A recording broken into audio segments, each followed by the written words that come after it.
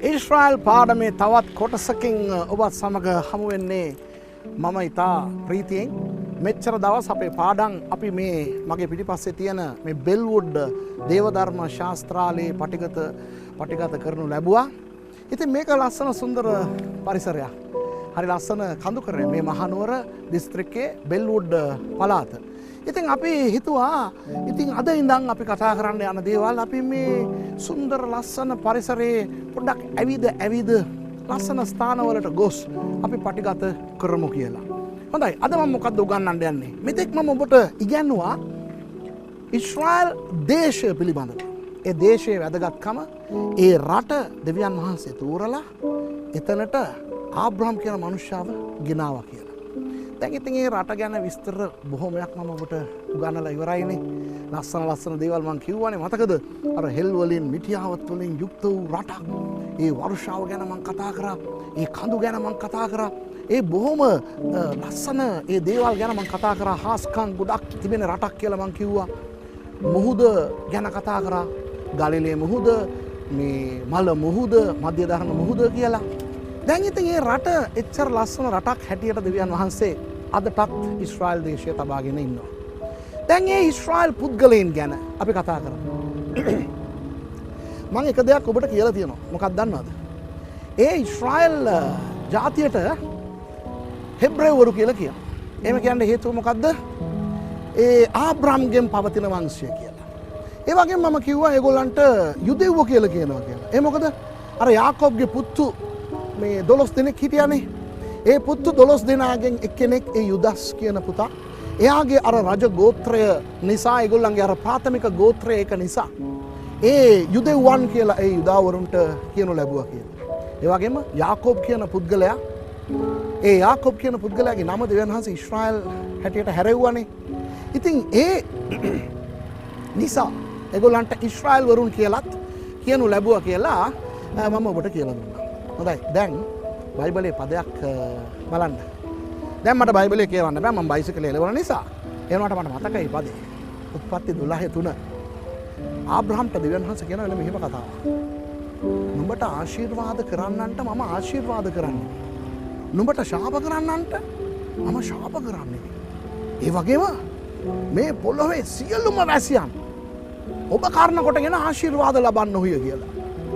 ඒ කියන්නේ ඊශ්‍රායල් දේශයට කියන්නේ ආබ්‍රහම්ට විතරක් නෙවෙයි ඔක කිව්වේ. ඔක කිව්වේ ඊශ්‍රායල් වරුන්ට ආබ්‍රහම්ගෙන් පවතින ඒ මුළු ඊශ්‍රායල් සංහතියටම කියපු පොරොන්දුවක්. මොකද්ද? නුඹට ආශිර්වාද කරන අයට මම ආශිර්වාද කරන්නේ. නුඹට ශාප කරන අයට මම ශාප කරන්නේ. ඒ වගේම නුඹ කාරණ කොටගෙන කියන්නේ ඊශ්‍රායල් දේශය කාරණ කොටගෙන මේ මිනිස්සුන් කාරණ කොටගෙන මුළු පොළොවේ වෙසෙන මිනිස්සුන්ම ආශිර්වාද ලබන්න යනවා කියලා. මම අර මුළු ලෝකෙම ඉන්න අය කොහොමද ආශිර්වාද ලබන්නේ කියලා මම තවත් පාඩමක ඔබට උගන්වන්නම්. මාවිත වේ පුදුමයටපත් වේ. දැන් අද මම කතා කරන්න යන අර පළවෙනි කොටස් දෙක විතරයි. මොකද්ද? ඊශ්‍රායල් වරුන්ට ආශිර්වාද කරන අයට දෙවියන් වහන්සේ ආශිර්වාද කරනවලු. ඊශ්‍රායල් වරුන්ට ශාප කරන අයට දෙවියන් වහන්සේ ශාප කරනවලු. දැන් මේක බලන් ඉන්න බොහෝ අය ක්‍රිස්තියානි අයනේ. ඕගොල්ලෝ හිතනවා මේක ඉතින් පරණ කිවිසුමේ කියන ලද දෙයක් නිසා අලුත් කිවිසුමේ ජීවත් වෙන අපේ කිතුණුවන්ට ඕක අදාළ නැහැ කියලා. අදාළයි. ඒ කියන්නේ දෙවියන් වහන්සේ ආබ්‍රහම්ට මේ පොරොන්දු උත්පත්ති පොතේ දෙනකොට මේක සීමා සහිතයි යම් කාලයකට පමණයි කියලා කිව්වේ නෑනේ. උන්වහන්සේ කිව්වේ නුඹට ආශිර්වාද කරන අයට මම ආශිර්වාද කරනවා. ඒ කියන්නේ නිරන්තරයෙන් හැමදාම ඒව තමයි. හරිද? ඉතින් සමහර අය මෙහෙම කතාවක් කියනවා. දැන් ඉතින් ඊශ්‍රායල් වැඩක් නෑ. ඒගොල්ලෝ පරණ කිවිසුමේ කට්ටියනේ. අපි දැන් අලුත් කිවිසුමේ කට්ටිය ක්‍රිස්තියානි අය. එතකොට දැන් අපි ක්‍රිස්තියානි අය අපිට ආශිර්වාද කරන අයට දෙවියන් වහන්සේ ආශිර්වාද කරනවා. අපිව ශාප කරන අයට අපිට ශාප කරන අයට දෙවියන් වහන්සේ ශාප කරනවා. මේ මම මේ පාඩමේ මතු පාඩමක මම ඔබට උගන්වන්න යනවා ක්‍රිස්තියානි කාර්යයි ඊශ්‍රායල් යුදෙව්වයි අතර තියෙන වෙනස සහ සමානත්වය මොකක්ද කියලා. අපි ආත්මික ඊශ්‍රායල් තමයි. නමුත් අර ස්වභාවික ඊශ්‍රායල් වරුන්ට සමානව අපි කුමන ආකාරයෙන් ඉන්නවද? අපි ඒගොල්ලෝ වගේමද නැත්නම් පොඩ්ඩක් වෙනස්ද කියන දේවල් අපි පොඩ්ඩක් බලන්න යනවා. හොඳයි. අද මම කතා කරන්න යන්නේ ඒ ඊශ්‍රායල් දේශය පිළිබඳව. ඊශ්‍රායල් දේශය ඒගොල්ලෝ ඒ ඊශ්‍රායල් වරු කියන්නේ ස්වභාවික ඊශ්‍රායල් මිනිස්සු ඒගොල්ලෝ මේ ආශිර්වාදලත් සෙනඟ ඒ ඊශ්‍රායල් දේශයට ආශිර්වාද කරන අයට අනිවාර්යයෙන්ම දෙවියන් වහන්සේ ආශිර්වාද කරනවා. දැන් මම සමහර දේවල් ඔබට කියන්න යනවා පුදුම දේවල් මම කියන්න යනවා. ඔබලා දන්නවද අපේ මේ ලංකාව මේ ලස්සන ලංකාව දැන් අපි ඉන්නේ බෙල්වුඩ් ප්‍රදේශයේ මේ ඉස්සර තේවතු. මේ ඔක්කොම ලස්සන තේවතු. ඔයගොල්ලෝ දන්නවද මම අභිරහසක් කියලා දෙන්න. ලංකාවේ මුල් වතාවට තේ වත්තක් පටන් ගත්තේ කොහෙද දන්නවද? මේ අපි ඉන්නේ ගලහ කිට්ටුව. මේ ගලහ කිට්ටුව ලූල් කඳුර කියලා මේ වත්තක් තියෙනවා. මෙතන ඉඳන් බලන්න පේනවා. දැන් කැමරා එක මේ පැත්ත බලන නිසා මට පෙන්වන්න බෑ. දැන් ඔය අර අතන මට දැන් පේනවා. මම බලන්නේ ওই ලූල් කඳුර කියන ස්ටේට් එක දිහා. ඒ ලූල් කඳුර තමයි ලංකාවේ පටන් ගත්ත පළවෙනි තේ වත්ත. ජේම්ස් ටේලර් කියන මේ ස්කොට්ලන්තයේ මිනිහෙක් 1800 ගණන් වල ඇවිල්ලා මෙහෙ පටන් ගත්තා. හරිද? ඉතින් ඒ මහා බ්‍රිතාන්‍ය අපිව පාලනය කරා 1791 ඉඳලා 1948 දක්වා. හොඳේ. ඒ කියන්නේ අපි කියන්නේ මේ සුද්දෝ කියලා. බ්‍රිතාන්‍යවරු හරිද? ඒගොල්ලෝ අපිව පාලනය කරේ. එතකොට ඒ එංගලන්තය ගැන මම කියන්නම්. බ්‍රිතාන්‍ය ගැන. ඒගොල්ලන්ගේ අධිරාජ්‍යයට කියනු ලැබි මොනවද දන්නවද? ඉරු නොබසින අධිරාජ්‍ය කියලා. ඇයි? ජපානය පටන් ඇමරිකාව දක්වා ඒගොල්ලෝ තමයි මේ මුළු ලෝකෙම පාලනය කරේ. දන්නවද? අප්‍රිකාව, ආසියාව, මහද්වීප හැම දෙයක්ම මේගොල්ලෝ පාලනය කරගෙන.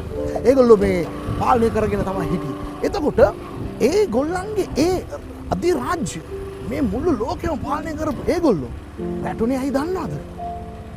ඔන්න 1939 ඇඩෝල්ෆ් හිට්ලර් දෙවෙනි මහා ලෝක යුද්ධේ පටන් ගත්තානේ. පටන්ගෙන යුදෙව්වන්ව මැරුවා. මිලියන 6ක් ලක්ෂ 60ක් යුදෙව්වන්ව. ඒ හිට්ලර්ගේ නාසි පක්ෂය මැරුවා 1939 ඉඳන් 45 දක්වා. අන්න ඒ දවස්වල නැවක නැගපු 900 ගණන් මේ යුදෙව්වෝ අනාථයින් බවට ඒගොල්ලෝ පැනලා ගියා. හැම්බර්ග් වලින් ඒගොල්ලෝ නැවකට නැගලා ගොඩ වෙලා ඒගොල්ලෝ එංගලන්තෙට ගියා. ගිහලා ලිවර්පූල් හාබර් එකේ ඒ වරායේ ඒගොල්ලෝ බැහැලා අපිව මේ බාර ගන්න කියලා බ්‍රිතාන්‍ය රජයෙන් ඉල්ලුවා. මහා බ්‍රිතාන්‍ය මොනවද දන්නවද කරේ? අපි මේ දවස්වල යුද්ධ කරගෙන ඉන්න නිසා ඔයගොල්ලන්ම අපිට සලකන්න බෑ. ඔයගොල්ලෝ යන්න කියලා කිව්වා. අපි කොහාටද යන්නේ කියලා ඒගොල්ලෝ ඇහුවා. හිට්ලර් මරනවා ජර්මනි වල. අපිට යන්න තැනක් නැහැ කියලා. එතකොට කිව්වා මේ නැව පිටමං කරන්න ජාත්‍යන්තර මුහුදු සීමාවට ගෙනියලා දාන්න මේගොල්ලෝ අපිට බාර ගන්න බෑ කියලා 980 ගාණක් යුදෙව්වෝ පිටමං කරනු ලැබුවා. ඒ නැව ඉන්ටර්නැෂනල් වෝටර්ස් කියලා අපි කියන ජාත්‍යන්තර මුහුදු සීමාවට ගියා. හොඳේ. එතකොට ඒ වකට ඇමරිකාවේ ජනාධිපතිවරයා හැටියට හිටියේ තියඩෝර් රූස්වෙල්ට්. එතුමා කිව්වා ඒ නැව මෙහාට ගෙන්න. නිව්යෝක් වලට ගෙන්න කියලා. නිව්යෝක් වලට ඒ නැව ගියා. නිව්යෝක් ඒ යුදෙව්වන්ව බාරගත්තා. ඒ යුදෙව්වන්ව නිව්යෝක් බාර ගන්නකොට මොනවද දන්නවද උනේ? ඒ කියන්නේ මහා බ්‍රිතාන්‍ය යුදෙව්වන්ව පිටමං කරා අපි බාර ගන්න බෑ කියලා. හොඳේ. ඇමරිකාව කිව්වා අපි ඕගොල්ලන්ව බාර ගන්නම් කියලා. හරිද? දෙවියන් වහන්සේ උත්පත්ති 12:3 මතක් කරගත්තා. උන්වහන්සේ මොනවද දන්නවද කරේ? උන්වහන්සේ එංගලන්තේ කියන්නේ මහා බ්‍රිතාන්‍ය කියන ඒ රටෙන් උන්වහන්සේගේ හස්තය ගත්තා. උන්වහන්සේ මොනවද කරේ? මහා බ්‍රිතාන්‍ය කියන ඒ රටෙන් ඒ අධිරාජ්‍යයෙන් අත ගත්ත නිසා මහා බ්‍රිතාන්‍ය නැති වුණා. අධිරාජ්‍ය නැති වුණා. ජපානය අහිමි වුණා. චීනය අහිමි වුණා. ඉන්දියාව අහිමි වුණා. ඉන්දියාව අහිමි වුණේ 1947 අගෝස්තු 15. ශ්‍රී ලංකාව අහිමි වුණා. කවදාද? 1948 පෙබරවාරි මාසේ 4 වෙනිදා. ඉතින් මේ වගේ මහා බ්‍රිතාන්‍යයෙන් දෙවියන් වහන්සේ අතගත්තා. මොනවද උනේ? අධිරාජ්‍යයක් හැටියට තිබුණු ඒ මහා බ්‍රිතාන්‍ය නිකම්ම නිකක් රටක් හැටියට පත් වුණා. හොඳේ. එතකොට මොනවද උනේ? ඒ දෙවියන් වහන්සේ මහා බ්‍රිතාන්‍ය කියන ඒ අධිරාජ්‍යයෙන් අත ඇරගෙන ඒ යුදෙව්වන්ට ආශිර්වාද කරපු ඇමරිකාව මතට අත තැබුවා. එතෙක් නිකම්ම නිකන් රටක් හැටියට පළවෙනි ලෝක යුද්ධයට පස්සේ ડિප්‍රෙෂන් කියලා කියන අර ආර්ථික කම්පනයට පත් වෙලා තිබුණු ඇමරිකාව ලෝක බලවේගයක් හැටියට උඩට නගින්න පටන් ගත්තා. අර දෙවියන් වහන්සේ උත්පත්ති 12:3 කියපු ඒ පොරොන්දුව පරිදි මහා බ්‍රිතාන්‍ය කියන ඒ රටට දීලා තිබුණු ආශිර්වාදය අයින් කරලා ඒ ඇමරිකාව කියන රටට ආශිර්වාද කරන්න පටන් ගත්තා. අදටත් ඇමරිකාව ආශිර්වාද ලබන එකම හේතුව ඒ අය ඊශ්‍රායල් දේශයට ආශිර්වාද කරපු නිසා. මහා බ්‍රිතාන්‍ය නිකම්ම නිකන් එංගලන්තය බවට අද වැටිලා නිකන් චූටි රටක් හැටියට ඉන්න හේතුව ඒ අය ඊශ්‍රායල් දේශයට ආශිර්වාද කරන්න බෑ කියලා ඒගොල්ලෝ කියපු නිසා. නම් මම කියනවා පොඩි දෙයක් කියන්න. දැන් ඔයගොල්ලෝ බැලුවා නම් අපි ආපු අර ලස්සන පළාත පේනවා මේ ලස්සන ගලහ මහනුවර බෙල්වුඩ් ප්‍රදේශය. දැන් මේ මගේ පිටිපස්සෙන් තියෙන එතනින් තමයි අපි ආවේ. අර බිල්ඩිමක් ලස්සන වත්තක් පේනවනේ. මේ කන්ද ඒ සේරම මට දෙවියන් වහන්සේ දුන්නා. 1999 මේක නිකන් කට්ට කැලෑව. කූණ්ඩැල්ලෝයි සත්තු සර්පය විතරයි හිටියේ. නමුත් දෙවියන් වහන්සේ ඒක මට දුන්නා. දීලා අද දේවධර්ම ශාස්ත්‍රාලයක් තිබෙනවා. සභාවක් තියෙනවා. මම ජීවත් වෙන්නේ එතනදී තමයි මෙච්චර දවස් අපේ ඊශ්‍රායල් වැඩසටහන අපි පටිගත කරේ. එච්චර ලස්සන සුන්දර ඔය ගොඩනැගිලි පේනවනේ. ඒ සියල්ල මේ කන්ද දෙවියන් වහන්සේ මට දුන්නේ ඇයි කියලා මං කියන්නද? මම ඊශ්‍රායල් දේශයට ආශිර්වාද කරන්න පටන් ගත්ත නිසා. දෙවියන් වහන්සේ ඒ පොරොන්දුව මගේ ජීවිතේත් ඉෂ්ට කරා. ඒ කියන්නේ මම ඊශ්‍රායල් දේශයට ආශිර්වාද කරන්න ඕනේ කියලා දැනගෙන හිටියේ නෑ. ඒ නිසා මම නිකම් පාස්ටර් කෙනෙක් හැටියට හිටියේ. දැන් මම පාස්ටර් කෙනෙක් හැටියට පත් වෙලා අවුරුදු 28ක් වෙනවා. මේ අවුරුදු 28 තුල මම නිකන් ජීවත් වුණේ. හැබැයි අද මම මුළු ලෝකෙටම ගිහිල්ලා දේශනා කරගෙන මේ වගේ ලස්සන ඉඩමක ජීවත් වීගෙන මෙච්චර සේවයක් කරන්න හේතුව වෙන මොනවත් නෙවෙයි මිත්‍රවරුනි. මම ඊශ්‍රායල් දේශයට ආශිර්වාද කරන්න පටන් ගත්ත නිසා දෙවියන් වහන්සේ මට ආශිර්වාද කරනවා. ඉතින් අපි ක්‍රිස්තියානි අය හැටියට මම ඔයගලන්ට කියන්නේ මොනවද දන්නවද? අපි ඊශ්‍රායල් වලට ආශිර්වාද කරන්න ඕනේ. කොහොමද ආශිර්වාද කරන්න ඕනේ? මොනවද අපි කරන්න ඕනේ? මේ දේවල් මම පස්සේ වෙන පාඩමක මම ඔයගලන්ට කියලා දෙන්නම්. දැන් ඊශ්‍රායල් දේශයට ශාප කරපහට මොනවද උනේ කියලා මම පොඩි ලයිස්තුවක් දෙන්නද? හොඳයි. ලෝක ඉතිහාසය ගත්තොත් ආබ්‍රහම්ගෙන් ඊශ්‍රායල් දේශය පටන් ගත්තු ඒ කාලේ පටන්ම බොහෝ අය ඊශ්‍රායල් දේශය විනාශ කරන්න උත්සාහ කරා. ඒකෙන් සමහර අය ගැන මම කියන්නම්. එකක් තමයි ඊජිප්තුවරු මිසර. දැන් මිසර දේශය කියන්නේ කවුද දන්නවද? ඊජිප්තුව වර්තමාන ඊජිප්තුව නෙවෙයි. ඔය ජීවත් වන මිශ්‍රායිම්වරු කියන්නේ කවුද දන්නවද? නුවණක්කාර මිනිස්සු. ඉස්සෙල්ලාම වෛද්‍ය ශල්‍ය කර්ම කරේ ඒගොල්ලෝ දන්නවද? ඒගොල්ලන්ගේ අර මමිෆිකේෂන් කියලා කියන්නේ දන්නවද? මමිෆිකේෂන් කියන්නේ අර මැරිච්ච මිනිස්සුන්ව ඒගොල්ලෝ ලස්සනට අර උතලා කාර්ය ඔක්කොම කරලා ඒගොල්ලෝ මේ ඒ දේහ නරක් නොවන විදිහට ඒගොල්ලෝ මේ ක්‍රමයක් තියන් හිටියා ඒවා ආරක්ෂා කරලා තියාගන්න. සත වර්ෂ ගණනාවකට ඒ දේහ නරක් නොවි තියෙන්නේ ඒගොල්ලෝ ක්‍රම හොයාගෙන තිබුණා. පළවෙනි ශල්‍ය කර්මය කරනු ලැබුවෙත් ඊජිප්තුවේ. එච්චර අර නයිල් ගංගාව මම වෙන පාඩමක කියලා දුන්නේ. නයිල් ගංගාව තියෙන රටනේ. එච්චර ධනවත් ඒ මිශ්‍රායිම් වලට මොනවද දන්න දුන්නේ? ඒගොල්ලෝ ඊශ්‍රායල් වරුන් විනාශ කරන්න උත්සාහ කරපු නිසා නැත්තරම නැති වුණා. අද ඊජිප්තුව කියලා තියෙන්නේ නිකන් රට. ඒ ජීවත් වෙන්නේ අර ඉස්සර කාලේ එහාට ගිය අරබ්වරු. දැන් ඊජිප්තුවේ ඉන්නේ අරබ්වරු. ඒගොල්ලෝ කතා කරන්නේ අරබික් භාෂාව. ඒ තියෙන්නේ ඉස්ලාම් ධර්මය. අර ටටන්කාමන් ෆාරාවෝ එතකොට මේ ක්ලියෝපැට්‍රාලා අර ඒගොල්ලන්ගේ කාලේ හිටපේ ඊජිප්තුවරු නෙවෙයි දැන් ඉන්නේ. ඊශ්‍රායල් දේශය විනාශ කරන්න හිතුවා. ඒගොල්ලෝ විනාශ වුණා. ඊශ්‍රායල් දේශය අදටත් තියෙනවා. ඊගාට අසිරිවරු කියලා ජාතියක් හිටියා. ඇසිරියන්ස් කියලා අපි කියන්නේ. අර නිනිවේ කියලා එම කියන්නේ. ඒ නිනිවේ ඒගොල්ලන්ගේ අගනුවර හැටියට තිබ්බනේ. අන්න ඒ අසිරිවරු ඊශ්‍රායල් දේශය විනාශ කරන්න ක්‍රිස්තු පූර්ව 722 උත්සාහ කරා. කොටසක් විනාශත් කරා. හැබැයි අද ඒගොල්ලෝ නැහැ. අපි සිංහලෙන් කියන්නේ ඇඩ්‍රස් නැහැ කියලා. එහෙම ගියේ. හැබැයි ඊශ්‍රායල් වරු තාම ඉන්නවා. බබිලෝනිය දන්නවද? බබිලෝනිය. වර්තමාන ඊරාකේ. ඔය යන දේවල් දෙකක් කියන්නම් මම. එකක් තමයි නෙබුකඩ්නේසර් කියන රජතුමා. ඒ කාලේ. කියන්නේ ක්‍රිස්තු පූර්ව 600 ගණන් වල ආපු මිනිස්සෙක් 586 ඊශ්‍රායල් දේශය විනාශ කරන්න උත්සාහ කරා. හරිද? එයා කිව්වා ඊශ්‍රායල් දේශය අපි තියන්නේ නැහැ මේ පොළොවේ කියලා. හැබැයි බබිලෝනියට මොනවද උනේ? නැත්තරම නැති වුණා. ඊශ්‍රායල් තව තියෙනවා. ඒ දෙවෙනි කතාව මොකක්ද දන්නවද? ඒ නෙබුකඩ්නේසාර්ගේම අවතාරයක් වගේ තමයි 1991 ඒ ඊරාකයේ තිබුණු බාත් පක්ෂයේ නායකයා සදාම් හුසේන් තමන්ව ප්‍රකාශ කරගත්තා. එයා කිව්වා මමයි දෙවෙනි නෙබුකඩ්නේසර් කියලා. එයා කිව්වා ඊශ්‍රායල් දේශය ලෝක සිටියමේ අයින් කරනවා කියලා කිව්වා. ඔයගලන්ට මතකයි නේද මොනවද උනේ කියලා? 1991 ඔපරේෂන් ඩෙසර්ට් ස්ටෝම් එකෙන් ගුටි කෑවා. ඊගාවට ඔපරේෂන් ඩෙසර්ට් ෆොක්ස් එකෙන් ගුටි කෑවා. අන්තිමට තමාගේ රටේම තමන්ගේ මනුෂ්‍යයන් ගෙම්ම ඒ මනුෂ්‍යයා බෙල්ලේ වැල දාලා මරමුවට පත් කරනු ලැබුවා. මරණ දඬුවම ඒ මනුෂ්‍යයට ලබා දුන්නා. හැබැයි ඊශ්‍රායල් දේශය අදටත් තියෙනවා. 1939 ඇඩෝල්ෆ් හිට්ලර් එත්නික් ක්ලෙන්සිං කියලා එකක් පටන් ගත්තා. යුදෙව්වන්ව නැත්තරම නැති කරන්න ඕනේ කියලා. ඕස්ට්‍රියාව, පෝලන්තය, හංගේරි, ජර්මනිය, හොලන්තය, බෙල්ජියම, ෆ්‍රාන්සය, නෝර්වේ, ඩෙන්මාර්ක් ඔය හැම රටවල් අල්ලලා ඒ හිටපු යුදෙව්වන්ව අමුමෙන් මැරුවා. මිලියන 6ක් මැරුවා. දන්නවද? අද මිලියන 6ක් යුදෙව්වෝ ඊශ්‍රායල් තුල විතරක් ජීවත් වෙනවා. ඔය වෙන රටවල් වල ජීවත් වෙන යුදෙව්වන්ට අමතරව. හැබැයි කොයි හිට්ලරුත් නෑ. එයාගේ නාත්සිය පක්ෂෙත් නෑ. ජර්මනිය දෙවෙනි ලෝක යුද්ධේ පෙරදිලා දැන් නිකන් යුරෝපයේ රටක් හැටියට පවතිනවා. ඇයි? ඉඩි අමින් ඩාඩා උගන්ඩාවේ මිනිස්සු 70 ගණන් වල ඒ මිනිස්සුත් ඊශ්‍රායල් දේශය විනාශ කරන්න ඕනේ කියලා හිතුවා. ඉඩි අමින් ගැන දැනගන්න ඕන නම් ලස්සන චිත්‍රපටයක් ආවා ඉස්සර The Rise and Fall of Idi Amin කියලා. ඒක බලන්න YouTube එකේ ඇති. ඒ මිනිස්සයා රයිස් වුණා, ෆෝල් වුණා. ඊශ්‍රායල් රයිස් වුණා, තාම ෆෝල් වුණේ නැහැ, ෆෝල් වෙන්නේ නැහැ. ඇයි? දෙවියන් වහන්සේ රටට ආශිර්වාද කරනවා. ඒ වගේ රෝමානු අධිරාජ්‍ය ඊශ්‍රායල් දේශය විනාශ කරන්න උත්සාහ කරා.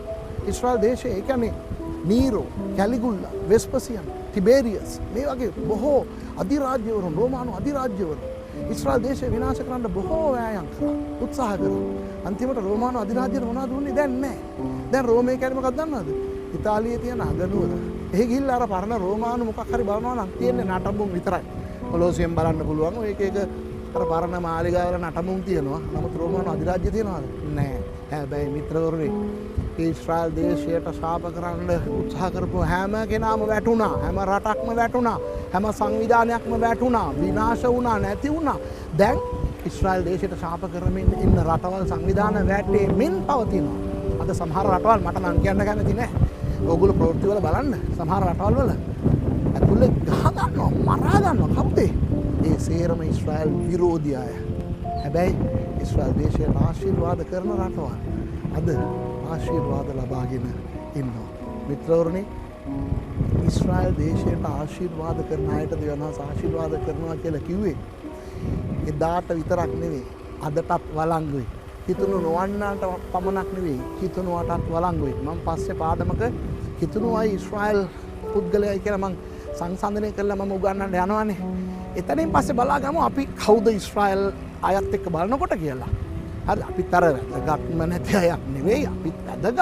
හැබැයි ඊශ්‍රායල් වරුන්ට තියෙන වැදගත්කම ගැන මම ඔබට ඒ පාඩමේ උගන්වන්නම්. හැබැයි දැනට මම ඔබට කියන්න ඉන්නේ ඊශ්‍රායල් දේශයට ආශිර්වාද කරන අයට දෙවියන් වහන්සේ ආශිර්වාද කරනවා, එයාට ශාප කරන අයට දෙවියන් වහන්සේ ශාප කරනවා. දැන් ඊශ්‍රායල් දේශයට ආශිර්වාද කරන නිසා තමයි ඇමරිකාව අදටත් ආශිර්වාද ලබන්නේ. හැබැයි ඇමරිකාවේ තියෙන මේ ඍණාත්මක දේවල් කොච්චර තියෙනවද දන්නවද? අද ලෝකේ ඩ්‍රග් කැපිටල් කියලා අපි කියන්නේ. කියන්නේ මේ මත්ද්‍රව්‍යයන් කොලම්බියාවේ අර මෙහෙ ඒ නිෂ්පාදන කරන මේ මත්ද්‍රව්‍යයන් වැඩි හරියක්ම ඒගොල්ලෝ අපනයන කරන්නේ ඇමරිකාවට. Chicago is the drug capital of the world කියලා අපි කියන්නේ. ඒ වගේ ලාස් වේගස් වල සූදු තියනවා. ඒ සූදු මූලස්ථානය කියලා අපිට කියන්න පුළුවන් ලාස් වේගස්. අනික හොලිවුඩ් ලොස් ඇන්ජලිස් වල තියෙන හොලිවුඩ් බලන්න, ඒකෙන් තමයි බොහෝ නපුරු දේවල් අද ලෝකෙට චිත්‍රපටි හරහා එන්නේ. හොලිවුඩ් සංස්කෘතිය අද මුළු ලෝකෙටම ගිහිල්ලා ඒ මිනිස්සුන්ගේ අර ලස්සන ජීවිතය, අර සංස්කෘතිය විනාශ කරමින් තිබෙනවා. නිව්යෝර්කෙට ගියා නම් ඒ තියෙන අර මේ කල්ලි එකාට එක වෙඩි තියනකොට අපි පරිස්සම් වෙන්න ඕනේ මැන්හටන් පැත්තට එහෙම යනකොට. ඉතින් ඒ වගේ ඇමරිකාව කියන්නේ හොඳම රටක් නෙවෙයි. ඒ ගොඩාක් සෞතු දේවල් තියෙනවා, පාප අපරාධ අශුද්ධ තියෙනවා. ඒ රටට දෙවියන් වහන්සේ අදටත් ආශිර්වාදය දීලා අදත් ලෝකේ තියෙන ස්තරම්ම වෘතිය කියලා කියන්නේ ඇමරිකානු ජනාධිපති ධූරය. අන්න ඒ තරමට ඊශ්‍රායල් දේශය ඒ ආශිර්වාදය කරපු නිසා ඊශ්‍රායල් දේශයට ඒ ඇමරිකානුවන්ට දෙවියන් වහන්සේ ආශිර්වාද කරලා තියෙනවා. හැබැයි ඊශ්‍රායල් දේශයට ශාප කරපු රටවල් විනාශ වෙමින් පවතිනවා. බොහෝ රටවල්. දැන් මේක ඉතින් අපි මේ රූපවාහිනිය හරහා නරඹන වැඩසටහනක් නිසා මම ඒ රටවල් වල නම් කියන්න කැමති නෑ. හරිද? හැබැයි මම ලංකාව ගැන එක දෙයක් කියන්න. මම ලංකාව ගැන අද සන්තෝෂ වෙනවා. මොකද දන්නවද? ආපහු සැරයක් දෙපාරක් ලංකාවෙන් පිට කරනු ලැබූ ඒ ඊශ්‍රායල් තානාපති කාර්යාලය නැවත වාරයක් ලංකාවට ගේන්න දැන් ලංකාව රජය විසින් උත්සාහ ගන්නවා. මම කියන්නද අපේ ලංකාව මේ සුන්දර ලස්සන ලංකාව ඊශ්‍රායල් දේශයට ආශිර්වාද කරන්න පටන් ගත්තොත් ආයි අපේ රටට පුදුම ආශිර්වාදයක් දෙවි දන්නවා දෙවියන් වහන්සේ. හරි අපි ආඥා කරන්න ඕනේ මේ වැඩසටහන නරඹන ක්‍රිස්තියානි අය අපි ආඥා කරන්න ඕනේ අපේ මේ ලස්සන ලංකාව අනේ අපේ රටේ මොනවද නැත්තේ ඊට පස්සේ අර වැඩසටහන බලලා දැන් මම මෙහෙම බයිසිකලේ ඇවිල්ලා ඕගොල්ලන්ට මේ උගන්වන්න හේතුව මේ ස්ටයිල් පෙන්වන්න නෙවෙයි මේ රට පෙන්වන්න. බොහෝ අය කොළඹ මීගමුව ගාල්ල කියලා ඒත් ලස්සනයි. ඒ වෙන ලස්සනක් තියෙනවා. කඳුකරේ වෙසෙන අපිට ඒ පැත්ත හරි ලස්සනයි. නමුත් එහෙ ඉන්න අය බොහෝ අය මේ පැත්තේ මේ පළාතේ තියෙන සුන්දර දන්නේ ලස්සන දන්නේ ඒක පෙන්වන්න මම දැන් ඔයගලන්ට මේ වැඩසටහන මෙහෙම කරන්නේ. ඉතින් මේ ලස්සන සුන්දර ලංකාව තව ආශිර්වාද ලබන්න ඕනේ. අපේ රටට දෙවියන් වහන්සේ ආශිර්වාද කරන්න ඕනේ.